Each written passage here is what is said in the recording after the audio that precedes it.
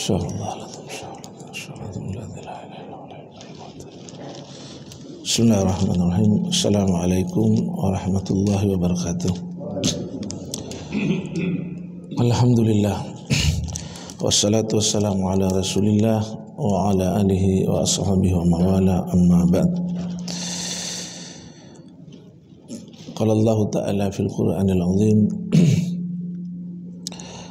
"May ya'mal su'an aw yadhlim nafsahu thumma yastaghfirillah yajidillah ghafurar rahima." Allah Subhanahu wa ta'ala berfirman, barang siapa yang telah melakukan satu keburukan, satu kesalahan, satu dosa, atau barang siapa yang telah mendalimi dirinya, aw yadhlim nafsahu, tahu dosa kemudian dia lakukan, dia langgar, tsumma yastaghfirillah, tapi kemudian memohon ampun kepada Allah, beristighfar, yajidillah ghafurur rahima, maka dia akan mendapati Allah adalah Tuhan yang Maha Pengampun dan Maha Penyayang. Sadaqallahul azim. Maha benar Allah dengan segala firman-Nya. Hadirin yang mulia, baik, alhamdulillah, ini sebagai refleksi tentunya menjelang tahun baru. Kalau tidak salah sebentar Pak ya, sebentar. Jadi makanya saya pilihkan bab taubat. Kalau ulama itu biasa, dalam hal ini kitabnya Imam Ghazali rahimahullah, dia berikan judul kitabnya itu Babut Taubat, bab taubat. Tapi karena ini kan bahasan panjang, jadi saya ambil sedikit daripadanya, yaitu tentang macamnya dosa dan bagaimana cara bertaubatnya. Baik. Hadirin yang dimuliakan Allah Subhanahu wa ta'ala, taubat ini kan, taubat itu masdar daripada taba yatubu tauban, ya, taubatan.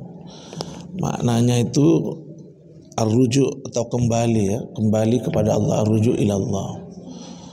Nah, jadi orang ketika dia melakukan satu dosa, maka dia bersegera tobat, beristighfar, tobat kepada Allah, kembali kepada Allah. Nah, sengaja atau mungkin karena lupa, maka begitu dia ingat Allah, dia berhenti, segera istighfar. Itu namanya bertobat. Kalau isim fa'ilnya, pelakunya itu disebut dengan at-taib, orang yang bertobat. Sebagaimana juga dalam hadis dikatakan, at-taibu man ladam kamal ladam balah. Kalau orang bertobat dari dosanya, dia melakukan dosa kemudian dia bertobat, kamal ladam balah, maka seperti orang yang tidak ada dosanya. Karena Allah akan mengampuninya. Allah akan mengampuninya selama dia tidak main-main. Selama dia tidak, sebagaimana dikatakan oleh Nabi, kal mustahzi bihi, seperti orang yang main-main. Bagaimana? Dia tobat tapi dia tetap melakukannya. Nah, itu namanya main-main. Berbeda dengan kalau misalnya dia melakukan dosa sekarang, kemudian sekarang bertobat dan tidak ada keinginan untuk melakukan lagi, tapi sebentar melakukan lagi. Kemudian dia tobat lagi, sadar, tapi sebentar melakukan lagi. Itu bukan main-main namanya. Tapi itu kelemahan sifat manusia. Itu tidak dikatakan musrirun, tidak dikatakan orang yang tobat tapi dia tetap melakukan dosa itu. Makanya ada juga hadis itu, ma asarra man istaghfara. Tidaklah orang dikatakan dia tetap musirun, tetap melakukan dosa. Orang yang istighfar, orang yang istighfar, orang yang bertobat. Istighfar itu sama halnya dengan tobat, cuman tobat posisi lebih tinggi lah kalau dari sisi istilah bahasa. Tidaklah dikatakan dia tetap melakukan dosa. Siapa? Orang yang dia istighfar. Wa in ada fil yaum sab'ina marratan, sekalipun dia melakukan atau mengulanginya lagi 70 kali dalam sehari. Nah, ini kan orang kadang keliru, dikiranya wah kalau dia melakukan sekarang tobat, melakukan lagi tobat, melakukan lagi itu namanya katanya main-main. Nah, tidak seperti itu juga, ya kan? Yang dikatakan main-main itu kalau dia tobat tapi tetap melakukan dosa itu. Tapi kelemahan manusia, sebentar dia menyesal, sebentar lakukan lagi, sebentar menyesal dan tidak ada keinginan melakukan lagi. Itu tidak dikatakan musirun. Jadi ada dalam bahasa Arab itu namanya musirun, minat dunub. Dia terus saja melakukan dosa itu, kemudian dia istighfar, tapi tetap dalam melakukan dosa itu main-main. Makanya ada hadis seperti saya bilang tadi, ma'asyara man istaghfara wa in hadza fil yawm 70 marrah. Baik. Hadirin yang dimuliakan Allah Subhanahu wa taala, ini kan yang sekarang mau saya jelaskan adalah macam dosa dan cara pertaubatannya. Ini menarik, setiap kita boleh sebentar juga, kalau tidak kurang jelas nanti kita lanjutkan pertanyaan atau kita diskusikan. Baik. Sebelum dulu saya mau katakan, orang yang melakukan dosa bertobat itu namanya kan at-taib. Tapi ada lebih tinggi daripada itu, istilahnya itu kalau dalam bahasa kitab atau bahasa Al-Qur'an juga kan itu ada dalilnya dalam Al-Qur'an, dikatakan munib. Wah, taib munib sama-sama isim fa'il, tapi munib itu dia tidak melakukan dosa. Tapi karena ada rasa malu kepada Allah sebagai manusia yang banyak dia lakukan sebelumnya melakukan dosa, atau dia merasa amalnya tidak seberapa, maka dia terus mohon ampun kepada Allah, bertaubat kepada Allah, itu munib namanya tingkatannya. Atau karena memang dia sebagai hamba mengagungkan Allah, li jalalihi li azamatihi, karena agungnya Allah dia terus taubat, itu namanya awwab. Makanya kata ulama ada taubat, ada inabah, ada aubah.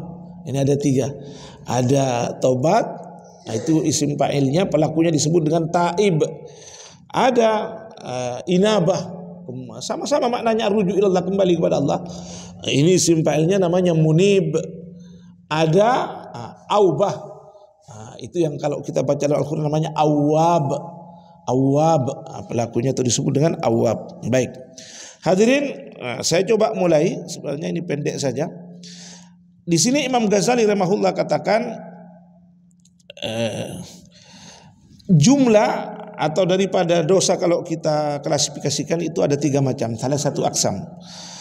Yang pertama dosa karena tarku wajibatillah, meninggalkan kewajiban-kewajiban yang dari Allah. Kewajiban seperti sholat, puasa, kemudian zakat, kemudian kafaratnya, ya, kalau misalnya dia tidak melakukan salat kan perintah, itu dosa, bahkan dosa besar. Atau puasa Ramadan, itu kan juga perintah sebulan, ya, kemudian dia tidak puasa, maka dia berdosa. Kemudian juga dosa karena misalnya tidak mengeluarkan zakat fitrah, itu kan wajib, tidak ada perbedaan pendapat ulama. Zakat fitrah itu pada saat bulan Ramadan, itu kan sebelum berakhir bulan Ramadan, itu zakat fitrah. Kalau zakat mal, zakat harta masih ada sedikit ikhtilaf. Seperti dalam mazhab Hanafi, itu tidak mewajibkan. Begitu pula dengan zakat tijarah, zakat perdagangan. Itu ikhtilaf juga ulama. Ada yang mengatakan wajib sebagaimana zakat mal, ada yang masih ada ikhtilaf maksudnya. Tapi bagi yang mengikuti misalnya mazhab Syafi'i kan itu wajib semuanya. Dia tidak keluarkan, maka dia wajib bertobat. Atau dosa misalnya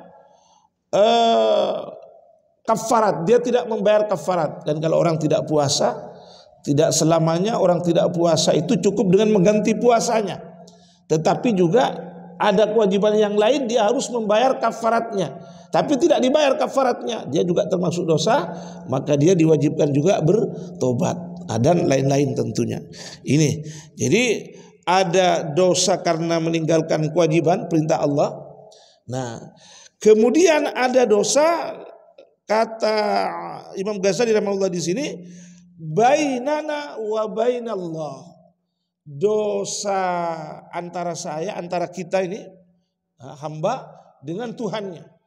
Itu dulu. Kemudian yang ketiga, ada tiga, dia itu bainana wa bainal ibad, dosa antara kita dengan sesama, antara dosa kita dengan sesama. Baik. Hadirin yang memuliakan Allah Subhanahu wa taala, dosa antara kita dengan Allah, ya, ini seperti misalnya minum khamar. Kalau tadi juga sudah termasuk meninggalkan perintah Allah, salat, puasa. Bagaimana cara pertobatannya? Kalau misalnya sekarang kita tinggalkan salat, nih hadirin, salat subuh, ya kan? Maka kita cara tobatnya bagaimana? Dia wajib mengqadha, wajib menggantinya. Dan sengaja atau tidak sengaja? Sengaja atau tidak sengaja? Misalnya karena ketiduran, maka dia wajib mengganti setelah munculnya matahari misalnya. Kan habisnya itu kan saat muncul matahari, habis waktu subuh. Ini misalnya. Kemudian dia bahkan diharamkan melaksanakan salat duhur sebelum dia bayar dulu, qadha dulu, tunaikan dulu salat subuhnya.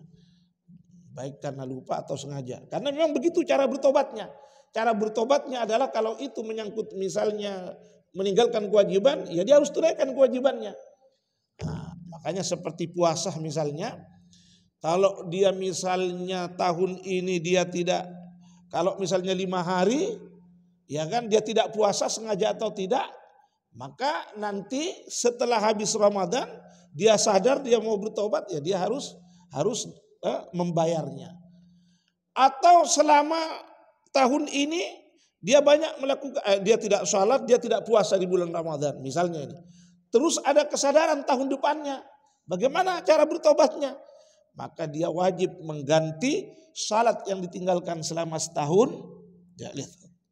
Wajib mengqadha'nya, kemudian puasa yang ditinggalkan selama sebulan juga dia wajib mengqadha'nya. Itu yang pertama Pak yang harus dilakukan. Baru kemudian menyesal tentunya kepada Allah.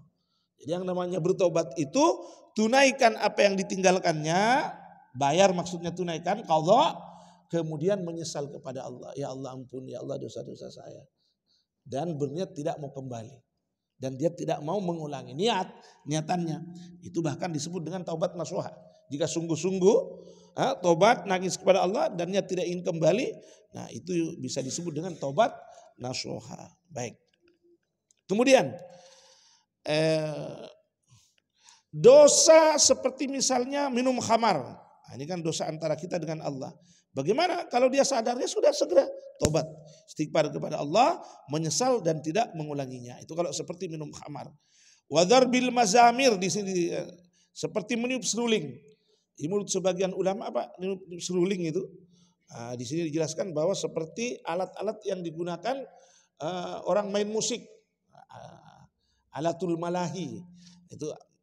Itu kata ulama dalam banyak kitabnya itu kan diharamkan. Bagaimana cara bertobatnya? Ya berhenti kemudian mohon ampun kepada Allah dan tidak akan mengulanginya. Itu caranya Pak. Baik. Bahkan ada dalam hadis walaupun tidak kuat, riwayat ahad ya, orang yang dia main-main musik Pak ya, mendengarkan, bahkan dikatakan ada dalam, saya dapatkan dalam kitab itu, maka dia tidak akan mendengarkan nanti musik yang didendangkan oleh penghuni sorga. Bacaan Quran itu kan nanti akan dibuat menjadi indah Pak, ya kan? Suara-suaranya seperti suara Nabi Daud atau Nabi Daud sendiri. Suatu ketika yang kita mendengarkannya, tapi untuk yang suka, itu wallahu a'lam Pak ya, tapi ada ulama yang katakan begitu. Itu sampai ada hadis seperti itu. Wallahu a'lam. Baik. Kemudian di sini selanjutnya wa aklir riba. Bagaimana cara tobat daripada memakan riba? Ya berhenti.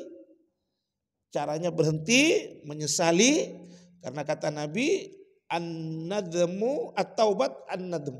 Yang namanya tobat itu menyesal, atau an-nadmu taubah. Ya kan, menyesal itu sudah pertobatan. Secara formalnya menurut syariah ya kita berhenti dari perbuatan itu, mohon ampun kepada Allah, ampuni saya Allah ya Allah, dan saya tidak akan mengulanginya ya Allah, seperti itu. Baik. Kemudian selanjutnya wa nahwi dzalika, dan seumpamanya. Bagaimana cara bertobatnya? Di sini dikatakan patantadimu ala dzalik, menyesali, wa tuwattina, patantadimu ala dzalik wa tuwattina qalbak ala tarkil audi ila mithliha abadan. Kemudian dia tidak niat mengulanginya. Baik. Kemudian yang terakhir, yang ketiga, wasalis dunubu bainaka wa bainal ibad, bainahu bainal ibad. Bagaimana kalau dosa kita lakukan dengan orang, atau menyangkut hakul adami namanya. Maka dikatakan di sini hada ashkal wa as'ab, ini lebih repot ya, lebih rumit. Bagaimana? Ada dosa misalnya dikatakan di sini dalam persoalan harta, mungkin dia punya hutang atau menipu, atau meminjam, ya. Hutang itu istilah kita juga meminjam ya. Baik, bagaimana cara bertobatnya? Di sini dikatakan pamakana fil mali, menurut ulama, menurut Imam Ghazali, wajibu alaika antarida alaih, antarudda alaih, wajib bagimu kau mengembalikannya. In amkanaka. Jadi kalau memungkinkan, misalnya dia mencuri misalnya mencuri misalnya uang 1 juta misalnya. Kemudian setelah itu dia ada mungkin dapat mauidhah atau apalah, hidayah datang, dia menyesal. Dia tidak cukup langsung hanya ya ampuni dosa saya Allah, tidak. Tapi menurut para ulama, semua ulama sepakat, tidak ada perbedaan, maka antarudda alai. Jadi hendaknya dia mengembalikan kepada orangnya 1 juta. Nah, tapi di sini in amkanaka, jika memungkinkan bagimu. Maksudnya pain ajasta an dalik, karena bisa saja dia tidak punya. Katakan di sini pain ajasta an dalik li adamin wa faqrin. Mungkin karena dia tidak punya, karena fakirnya misalnya. Nah, bagaimana? Ya kan? Patastahilla minhu, maka dia datang kepada orang yang didoliminya, kepada orang yang yang punya. Pastastahilla artinya meminta halalnya, atau biasa juga disebut dengan istibra. Kalau dia punya hutang, itu kalau mencuri. Kalau hutang bagaimana caranya? Dia tidak ada kesanggupan membayar, Pak, tapi tetap ada kewajiban membayar. Dia bisa datang kepada yang punya uang, yang meminta keikhlasannya, kalau diterima, ya kan? Begitu. Itu namanya istibra, Pak. Istihlal atau istibra, memohon keikhlasannya. Nah, kalau dia meninggal kepada ahli warisnya, karena hutang itu kan memang wajib dibayar. Bahkan kalau dia tidak mampu, ya nanti ahli warisnya, ahli waris kedua belah pihak, kewajibannya itu sampai seperti itu. Kecuali ya dihalalkan. Tapi dihalalkannya dengan cara ya orangnya datang menghalalkan, atau dia datang kepada yang punya uang, dia meminta dihalalkannya. Seperti itu maksudnya. Baik. Kemudian tadi tidak mampunya itu, tidak memungkinkannya karena tidak ada atau karena fakirnya. Pain ajasta an dalik, atau juga karena ligaibatir rajul, orangnya yang kita pernah dulu curi, atau orang yang dulu sempat saya pinjam uang kepadanya, itu sudah tidak ditahu. Gaib artinya dia mungkin pergi kemana, merantau, dia sudah tidak tahu, Pak. Atau mungkin karena mati, Maka dikatakan di sini, dikatakan wa amkana tasadduk anhu faf'al. Seandainya dia betul sungguh-sungguh, maka sejumlah uang itu dia sedekahkan. Kalau dia memang memungkinkan untuk itu, lakukan. Kalau memang memungkinkan untuk itu, kata Imam Ghazali, faf'al, maka lakukanlah. Wa illam yumkin fa'alaika bitaktsiri hasanatik. Jadi bagaimana kalau ternyata itu semua tidak bisa dilakukan, Pak? Barulah selanjutnya adalah dia perbanyak berbuat kebaikan. Warujuk ilallah, tobat kepada Allah, bitadarru wal ibtihal, sungguh-sungguh ya Allah. Ya Allah, gimana saya Allah ini, saya punya banyak utang misalnya, tapi orangnya sudah tidak ada, sekalipun saya membayar ini juga tidak ada, ya Allah. Dia tobat sungguh-sungguh kepada Allah. Atau ya Allah, orang itu yang dulunya dicuri, ya kan, sekarang saya tidak bisa lagi mencari orangnya. Atau kalaupun misalnya ada orangnya tapi saya tidak mampu, ya Allah. Misalnya kan tidak mampu membayarnya, caranya perbanyak buat kebaikan. Maksudnya bagaimana? Pengadilan nanti ya terserah Allah. Bisa saja amal-amal kebaikan kita ini tetap diberikan kepada orang-orang itu. Kepada orang itu. Nah, makanya dianjurkan oleh ulama ya kan banyak berbuat kebaikan. Mungkin walaupun kebaikan kita diberikan untuk membayarnya, tapi masih banyak kebaikan-kebaikan yang lain yang kita miliki yang tetap bisa menghantar kita ke dalam surganya Allah Subhanahu wa taala. Baik. Di sini dikatakan ayyardiyahu anka yaumal qiyamah, sehingga Allah sungguh-sungguh tobat sehingga Allah ridha kepadanya. Allah itu terserah Allah. Wa amma makana fi nafsi, bagaimana kalau misalnya menyangkut diri. Jadi ada dosa dengan orang itu karena menyangkut harta, ada menyangkut karena diri. Nah, seperti misalnya bagaimana? Seperti ya misalnya kita menempeleng orang atau kita memukul orang, bahkan membunuh. Nah, itu dalam hukum Islam, Pak, dalam syariat, kalau memang memungkinkan dikisas maka dilakukan kisas. Kalau potong jari ya potong jari, potong tangan ya potong tangan. Kan? Atau misalnya buta mata, ya kan? Kemudian dilaksanakan hukum syariat Islam, Pak, ya, menurut pengadilan betul, ya sudah, kisasnya itu ya di mata juga, dibutakan mata juga. Kalau hukum bunuh ya dibunuh juga. Nah, itu yang dimaksud darah bayar darah. Nah, itu hukum kisas begitu. Tapi kalau bagaimana kalau misalnya tidak memungkinkan, misalnya. Atau Pak, walaupun hukum kisas itu bukan berarti mesti mutlak dilakukan. Bisa saja kan kalau minta halalnya ya kan kepada ahli warisnya maksudnya, ya kan minta apalah ya, boleh, tapi kamu bayar uang sekian. Itu dengan asbab juga tentu pemerintah di sini yang menjembatani itu juga dapat bisa dilakukan, Pak, ya. Ini bab-bab tersendiri sebenarnya dalam kitab. Baik. Bagaimana kalau itu semua tidak bisa dilakukan misalnya, Pak? Itu tidak bisa dilakukan, tidak memungkinkan itu dilakukan. Farruju ilallah. Nah, ini yang dimaksud dengan tobat, kembali kepada Allah. Wal ibtihal ilaihi ayyardiyahu anka yaumal qiyamah. Ya Allah, ampuni saya ya Allah. Dan sampai ini semua nanti di hari kiamat menjadi masalah bagi saya di hadapan-Mu ya Allah. Kita mengadu kepada Allah. Ampuni Allah, nangis-nangis kepada Allah sampai Allah ridha kepadanya, maka tidak akan terjadi. Tidak akan terjadi nanti hukuman di akhirat, di hari kiamat. Kalau Allah sudah mengampuninya. Itu maksudnya hakikat daripada taubat, memohon ampun kepada Allah agar tidak ada hisab di hari kiamat. Gitu. Baik. Kemudian ada juga dosa dikarenakan dia mempermalukan. Irdi namanya kalau dalam bahasa Arab itu kan. Seperti contoh, tapi ini mempermalukannya tidak sampai mempermalukan, dalam bahasa Arab itu namanya kehormatan ya. Ini misalnya dia menggibah. Dia berbicara sesuatu, dia berbicara yang dilakukannya. Tapi yang dilakukannya itu sesuatu yang tidak baik, kemudian atau yang ada pada dirinya tidak baik, itu kan ghibah kan begitu. Andai kan dia tahu, dia tidak suka dicerita seperti itu. Ini kan dosa ghibah namanya. Bagaimana cara minta mohon ampunnya, tobatnya? Dia kalau memungkinkan datang kepadanya. Saya telah cerita kamu begini-begini, mohon minta maaf ya. Ini kalau ghibah. Ini kan. Begitu pula kalau fitnah. Itu. Bagaimana kalau fitnah? Dia mengada-ngada, maka dia harus datang. Saya telah waktu itu bercerita kamu begini, padahal saya bohong itu.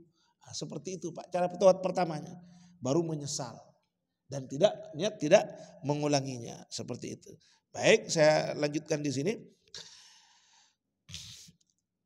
Pak, ini kitab tahu, au bahat tahu, au syatam tahu. Mungkin kamu menggibahnya, mungkin kamu berbohong, kemudian kamu syatam tahu, mencelanya. Maka kamu harus datang ke depannya bahwa kamu telah melakukan seperti ini dan minta mohon dimaafkan. Wa in amkanaka, jika itu memungkinkan. Juga kata Imam Ghazali di sini, hadza, ini dilakukan, datang bercerita kepadanya. Ya kan? Idza lam takhsha ziyadata ghaidhin. Jika kamu tidak takut bahwa itu akan menambah masalah. Itu maksudnya, jika tidak khawatir akan menambah masalah. Au haji fitnatin. tidak menimbulkan malah fitnah fidhari dalika tajdidihi dengan kamu bercerita begini-begini. Fa in khasyata, tapi kalau kamu takut, dzalik itu parluju, cukup kamu mohon ampun kepada Allah, liyardiyahu angka, agar Allah ridha atau mengampuni kamu. Wa yaj'allahu khairan katsira, dan kamu banyak melakukan kebaikan fi muqabalatihi, untuk menutupinya. Wal istighfaril katsiri li sahibihi, bahkan ada lagi tambahannya apa? Memohonkan ampun untuknya. Nah, ya Allah ampuni dosanya, ya Allah ampuni dosanya, ya Allah. Nah, ini juga kata ulama.